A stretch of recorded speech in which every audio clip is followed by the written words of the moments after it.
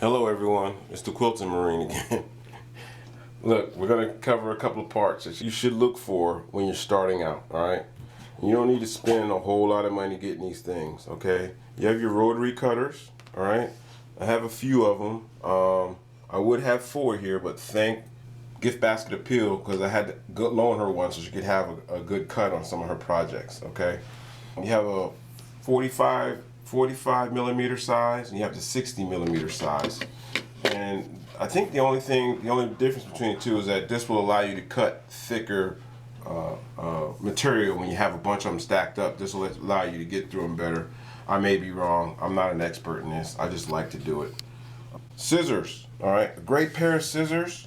And there's some scissors out there that cost like crazy amounts of money. But if you go to some stores like Walmart, Hobby Lobby, and places like that, they have great scissors for inexpensive price. The key is make sure that your scissors stay in your quilting area, and that's all they do is cut material. Because as soon as you start letting your scissors escape your quilting room and start cutting on other stuff like opening packs of candy and stuff like that, then you degrade the edge and it starts getting bad, and then you got to get another pair of scissors. So these scissors I hide for my son, and they stay in the quilting room. A seam ripper. All right, when you're first starting out, this is going to be very, very important. Seam rippers, they're for taking the thread out of your material when you've made a mistake. And believe me, these things, this thing has a lot of miles, because when I started out, I'd sew anything. You could put a cheese sandwich on there, and I try to sew it. So just get a seam ripper, a good seam ripper, and it'll save you a whole lot of heartache. Okay, ruler.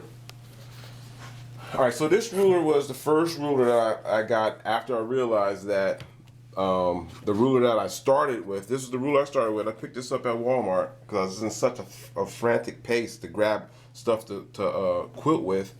And I realized that a lot of my quilts would be a lot longer than 10 inches. So I grabbed a ruler. I got this ruler, this Omnigrip, on Amazon.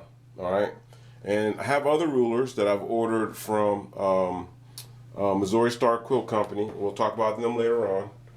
But you're gonna need a good ruler. All right, and make sure your ruler has grid on it. Grid meaning measurements. All right, so you can measure your cuts, and you can be a lot more accurate when you cut. I used to freestyle my cuts, and I used to use this ruler, my very first ruler, and I used to like put it on the material. Like I cut, then I push it down, then I cut. That gets crazy after a while, and if you start getting into it like I did, and you start falling in love with it, you want to get equipment and parts and stuff that is going to help you be better and help you get a better quality completed. Pins. Don't mind this. All right, this is just the pins that I've accumulated since I've started. Pins are important because when you want seams to match and stuff, you're going to need to pin them. And having good pins will, well, not good pins, but just pins, period, will help you accomplish that. And you'll start putting seams together a lot better, and your stuff starts looking a lot better. Bobbins. All right, you can never have too many of these. And I didn't know what they were called at first. When I first got my first machine, it was a Brother, and it was like small, and it had a single bobbin. And I didn't know. I had to look it up. I used to call them wire spools and all kind of craziness. But these bobbins are great, and you could never have enough of these. And look, when you start getting bigger and better machines, and you start moving towards better machines, they become metal. They're metal, and then you got to get different ones then. But until I get a better machine, till my wife allows me to get a better machine, these are the bobbins that I use for my machine. And we'll talk about my machine later. Thank you for watching the video. Hope I didn't miss much. Oh, look. Okay, so the self-healing mat. A self-healing mat is very, very important, all right? Because without a self-healing mat, which is this right here, all right, you're going to be cutting your table up, all right? You're going to be tearing stuff up underneath your quilt. I mean, you might get good cuts on your material, but the table and stuff that you're cutting on is going to be ripped to shreds, okay?